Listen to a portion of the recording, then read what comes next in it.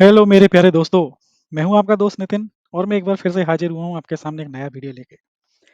दोस्तों, आपने कभी ना कभी ये जरूर नोटिस किया होगा कि हमारे देश में हमारी जिंदगी की कीमत बहुत कम हो गई है। हम लोग सिर्फ एक नंबर बन के रह गए हैं।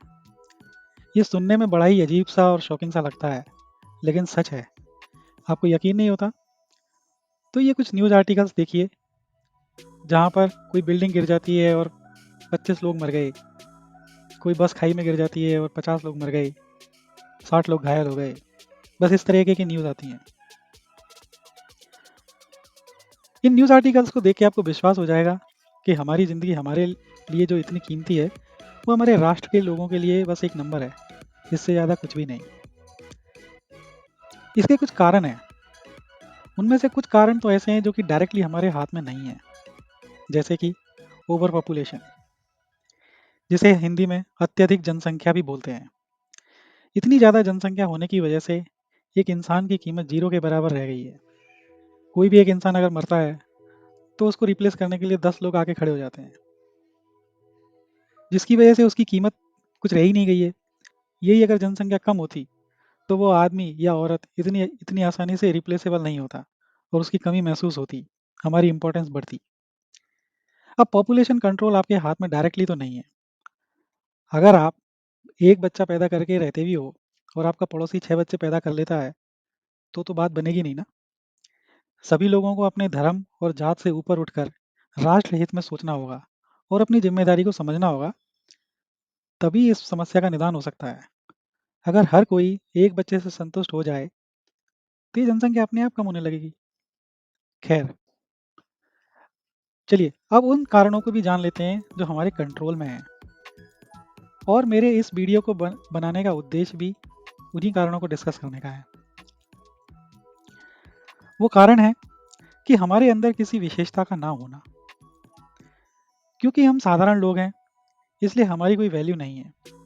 क्या आपको नहीं लगता कि अगर किसी एक्सीडेंट में, भगवान न चाहे कैसा हो, अगर कोई बड़ा लीडर, मिनिस्टर या अपोजिशन पार्टी का लीडर हो, या कोई बड़ा बिजनेसमैन हो, या फिर कोई अभिनेता या अभिनेत्री हो, या फिर कोई इंटरनेशनल प्लेयर हो, या फिर कोई भी ऐसा व्यक्ति हो जिसको कि एक वीआईपी का टैग मिला हुआ है, हमारे देश में इसका बड़ा चलन है, हाँ, तो ये न्यूज़ बड़ी स्पेसिफिक हो जाती है। ये ब्रेकिंग न्यूज़ बन जाती है साहब। वो फ्रंट पेज पर छपती है। उन सब के लिए ये नंबर गेम नहीं चलता। ये नंबर गेम सिर्फ हम जैसे साधारण लोगों के लिए ही होता है। लेकिन आप ये सोचिए कि ऐसा उन लोगों में क्या है जो आप में नहीं है, और वो चीज़ है किसी खास विशेषता का होना। क्योंकि हमारे यहाँ हर व्यक्ति सिर्फ अपनी लाइफ काट रहा है। इसे जीना तो नहीं बोल सकते दोस्तों, क्योंकि जीना तो उसे बोलते हैं जब आप अपनी प्रोफेशन या आप जो भी कुछ रोजी रोटी के लिए करते हैं, उसके अलावा अपनी किसी हॉबी को भी फॉलो कर पाते हैं, राइट। लेकिन हमारे यहाँ तो इस सब का टाइम ही नहीं है।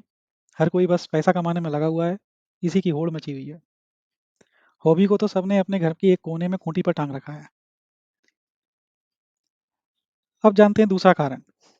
दूसरा कारण है कि आज की तारीख में हम लोगों के लिए, हम हिंदुस्तान के लोगों के लिए सबसे ज़्यादा इम्पोर्टेंट चीज़ क्या हो गई है? क्या वो एक दूसरे इंसान की ज़िंदगी है, जो कि एक बार गई तो दोबारा नहीं आ सकती, या फिर कुछ और, जैसे कि पैसा, मनी, धन, है ना?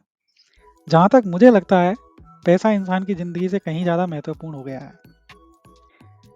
मुझे पता है कि आप में से बहुत से लोग मुझसे सहमत नहीं होंगे, इसलिए मैं ये आपके लिए एक क्विज़ लेकर आया हूँ। इसमें मैं आपसे कुछ सवाल पूछूंगा और आपको अपने दिल पर हाथ रखकर सही सही जवाब देना है। ठीक है, शुरू करते हैं। तो सवाल नंबर 1, आपकी हॉबी क्या है?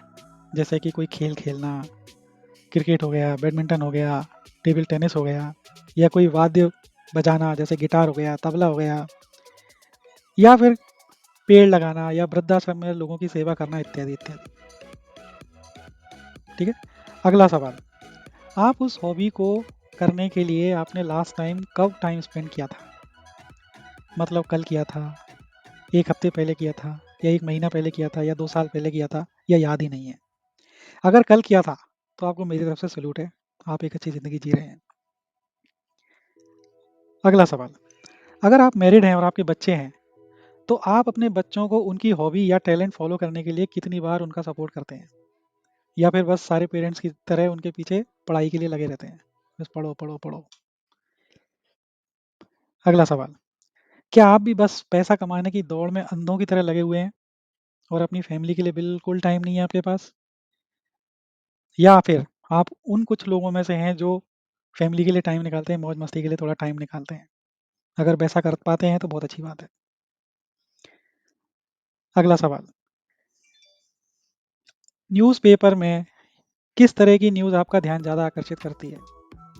पहली खबर, आपके बैंक ने एक पोस्ट डाली है कि वो आपको एफडी पर ज़्यादा इंटरेस्ट रेट देगा। या फिर दूसरी खबर कि कहीं दूसरे स्टेट में एक बस खाई में गिर गई, उसमें 5 लोग मर गए, 27 घायल हो गए।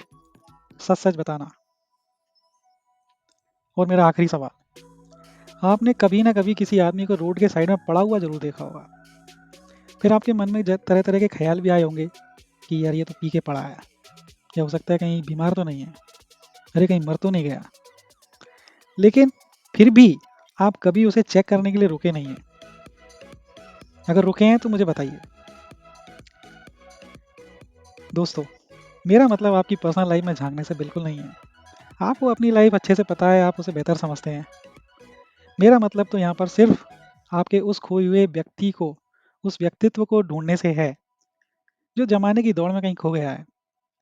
हमारा वो मरा हुआ ज़मीर, जो कि हमें दूसरों के दर्द को महसूस करना और उनकी हेल्प करने से हमें रोकता है। इन्हीं सब बातों की वजह से हम हमेशा एक साधारण व्यक्ति बनकर रह जाते हैं। आप सोचिए दोस्तों और मुझे कमेंट करके बताइए। मैं आपसे अभी के लिए विदा लेता हूँ। फिर मिलूँगा आपसे एक नए टॉपिक के साथ।